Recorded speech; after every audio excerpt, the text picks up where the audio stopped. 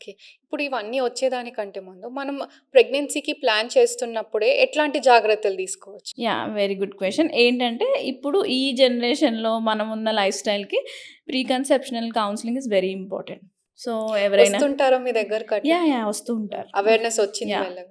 వస్తారు. చాలామంది educated girls who are working women వాళ్ళందరూ వస్తూ ఉంటారు. మీ ఏజ్ మోర్ దెన్ 30 ఉండి you are planning your pregnancies after 30 అంటే ప్రీ కన్సెప్షనల్ కౌన్సెలింగ్ వల్ల చాలా హెల్ప్ ఉంటుంది. సో, మీరు ప్లాన్ చేసుకునే ముందు వస్తే మేము ఏమేమి చూసుకోవాలి, బేసిక్ టెస్ట్ అన్ని చేసి మీకు షుగర్ ఉందా, థైరాయిడ్ ఉందా, హెచ్‌బీ లెవెల్స్ ఎంతున్నాయి, ఇవన్నీ చూసుకుంటాం. అండ్ ఫోలిక్ యాసిడ్ సప్లిమెంటేషన్ కూడా. ఫోలిక్ యాసిడ్ ఏంటంటే baby brain and spinal cord డెవలప్మెంట్‌కి చాలా ఇంపార్టెంట్. సో, మనం ప్రీ కన్సెప్షన్ కౌన్సెలింగ్ వచ్చిన వాళ్ళకి 3 మంత్స్ బిఫోర్ నుంచే స్టార్ట్ చేసేస్తాము. ఆర్ ప్రెగ్నెన్సీ పాజిటివ్ రాగానే వస్తూ ఉంటారు. అందరికీ ఫోలిక్ యాసిడ్ కంపల్సరీ ఇస్తాం.